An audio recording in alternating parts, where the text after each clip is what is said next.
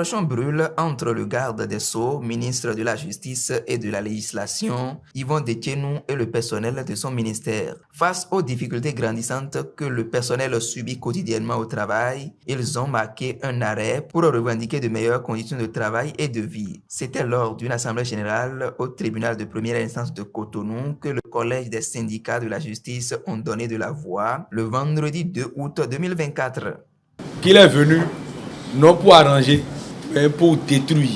Et il est en train de vouloir le faire tête baissée. Il a la tête baissée, tout ce qu'on lui dit là, c'est comme si on parlait en l'air et il veut foncer. Quand vous le voyez parler, c'est quelqu'un qui a la plaidoirie dans le sang. Et donc, il avance les arguments pour finalement ne rien vous dire. Dès qu'il est arrivé, il nous a dit, donnez-moi 1 an, je vais changer vos vies. Le garde des Sceaux est en train de changer nos vies négativement. Les dotations en carburant, cette histoire, c'est lui qui a réveillé ça. C'est lui qui a réveillé cette affaire. Parce qu'il estime que dans les juridictions, lorsqu'on donne les carburants, il n'y a plus de budget pour faire fonctionner les juridictions. Quand il nous tourne à gauche, il nous ramène en haut, il nous tourne à droite. On dit, monsieur le garde des Sceaux, nous ne voulons pas sortir de cette salle sans avoir une réponse claire sur nos dotations à carburant. Ça sera payé quand? Pour ce qui concerne la chancellerie, c'est déjà là.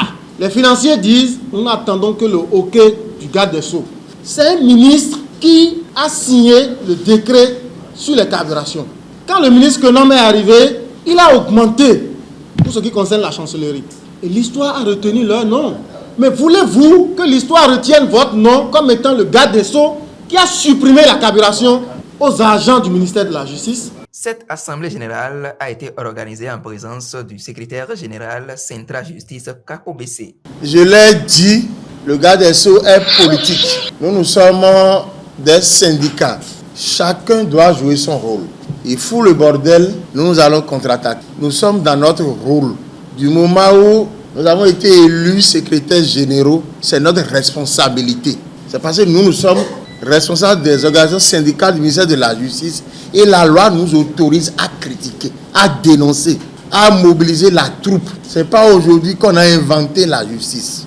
Dès que le garde des Sceaux est venu, on avait cru que Dieu nous a aidés à mettre fin au désastre. Il a commencé par poser des pas qui nous ont inquiétés. Et si nous lui avons adressé une demande d'audience, une fois il a dit, passez me voir au bureau. Le premier point que nous avons abordé, c'est les affectations. Il ne faut pas que l'autorité pose des actes pour nous opposer aux jeunes recrues. Le collège des syndicats invite le personnel à être serein.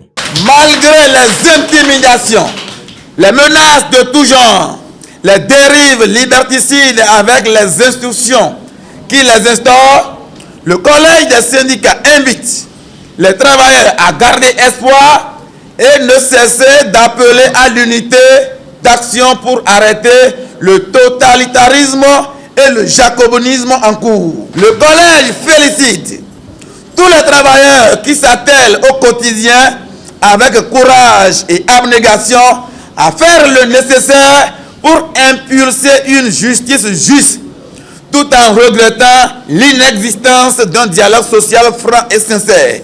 Le collège réaffirme sa détermination à se battre pour le respect de la légalité, des droits acquis et pour l'avènement de meilleures conditions de vie et de travail des agents du ministère de la Justice et de la Législation. Le collège invite tous les travailleurs de toutes catégories confondues à prendre part à une marche de protestation suivie de sit-in de la Cour d'appel de Cotonou au ministère de la Justice et de la Législation le lundi 7 octobre 2024 à partir de 7 heures précises. Certaines personnes ont apporté des contributions pour éclairer la lanterne du public. Le ministre est invité à trouver une formule pour satisfaire toutes les parties concernées. Salut camarades,